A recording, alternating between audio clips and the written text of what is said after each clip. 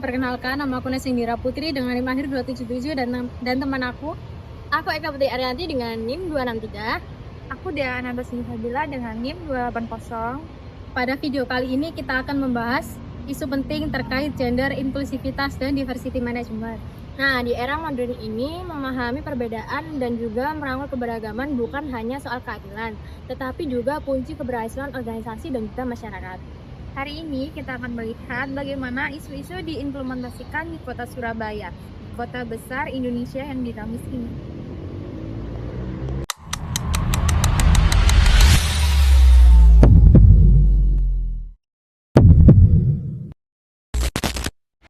Isu gender di birokrasi melibatkan perbedaan perlakuan berdasarkan jenis kelamin, yang seringkali menghambat partisipasi perempuan dalam posisi kepemimpinan.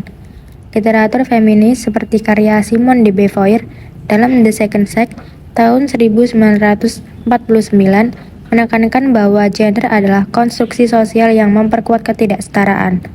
Di sektor publik, ini tercermin dalam rendahnya representasi perempuan di jabatan tinggi, yang berdampak pada kebijakan yang kurang responsif terhadap kebutuhan wanita dan keluarga. Kesetaraan gender di birokrasi berarti memastikan akses yang sama untuk laki-laki dan perempuan dalam rekrutmen, promosi, dan kebijakan. Kondisi saat ini menunjukkan representasi perempuan yang rendah di birokrasi akibat stereotip gender, class ceiling, dan bias struktural dalam rekrutmen serta promosi yang lebih menguntungkan laki-laki. Namun, partisipasi perempuan penting untuk menciptakan kebijakan yang inklusif dan responsif terhadap kebutuhan masyarakat. Strategi peningkatan representasi perempuan mencakup kebijakan afirmatif seperti kuota dalam jabatan struktural dan politik, serta program mentoring, pelatihan kepemimpinan, dan networking untuk membangun kapasitas dan jejaring profesional. Tantangan utama dalam kesetaraan gender di sektor publik meliputi budaya organisasi yang masih patriarki, kurangnya mekanisme pengawasan kebijakan, dan terbatasnya program penguatan kapasitas perempuan, yang menyebabkan hambatan akses promosi jabatan dan minimnya akuntabilitas. Dampaknya terlihat dalam resistensi institusional di tingkat daerah, seperti di Kota Pekanbaru, di mana implementasi seringkali bersifat simbolis. Inklusivitas di birokrasi berarti memastikan bahwa semua individu, terlepas dari latar belakang, dapat berpartisipasi penuh dalam proses birokrasi. Teori inklusi sosial dari Amartya Sen dalam Development as Freedom pada tahun 1999 menekankan bahwa inklusi adalah kunci untuk pembangunan berkelanjutan. Di sektor publik, ini melibatkan kebijakan yang mengakomodasi kelompok marginal seperti penyandang disabilitas atau minoritas seksual untuk mencegah marginasi yang dapat mengurangi efektivitas layanan publik. Inklusi kelompok marginal di birokrasi melibatkan upaya untuk mengatasi diskriminasi terhadap penyandang disabilitas, LGBT, dan minoritas etnis.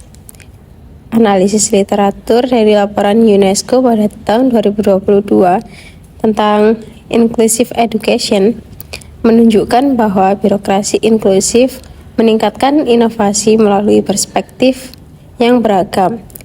Dengan studi kasus di Kanada yang mengadopsi kebijakan anti-diskriminasi LGBT, menghasilkan peningkatan kepuasan pegawai sebesar 15%. Di Indonesia, penelitian dari LIPI pada tahun 2023 mengungkapkan bahwa kelompok marginal sering diabaikan dalam rekrutmen yang memperburuk ketidaksetaraan sosial.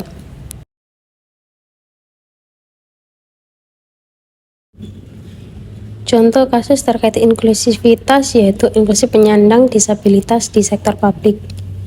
UU Penyandang Disabilitas pada tahun 2016 mewajibkan 2% kuota untuk penyandang disabilitas di birokrasi, termasuk pegawai negeri sipil.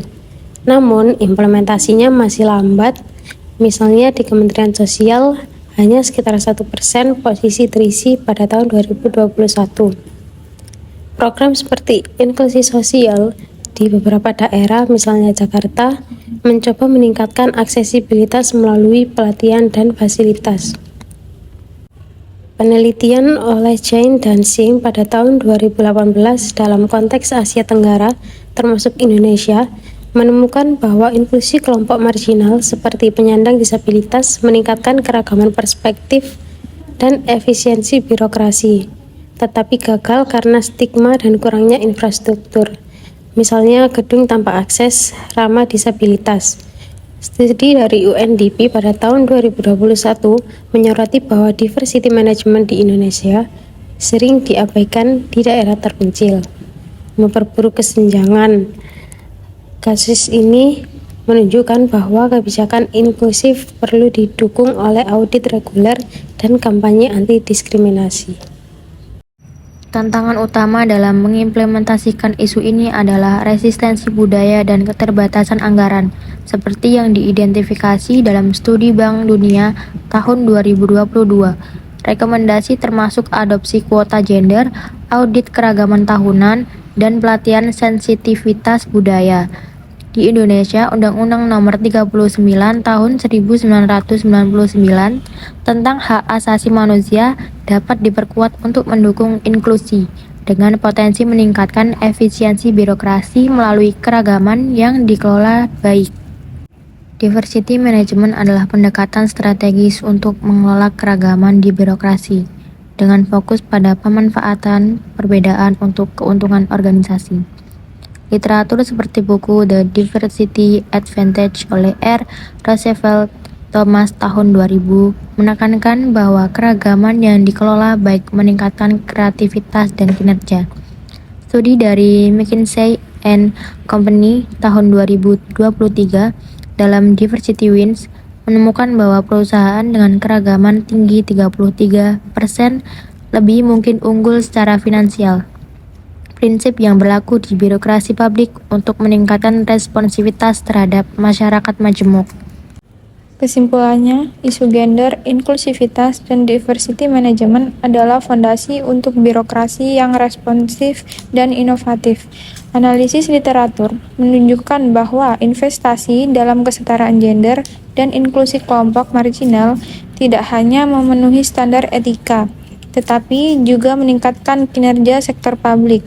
Mari berkomitmen untuk reformasi yang berkelanjutan, memastikan bahwa birokrasi mencerminkan keragaman masyarakat yang dilayani.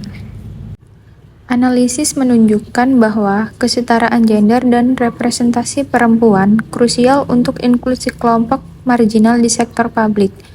Meski dihadapi tantangan budaya dan struktural, temuan kunci adalah efektivitas kebijakan seperti PUG dan ARG tergantung pada pengawasan serta penguatan kapasitas, dengan implikasi untuk reformasi birokrasi inklusif.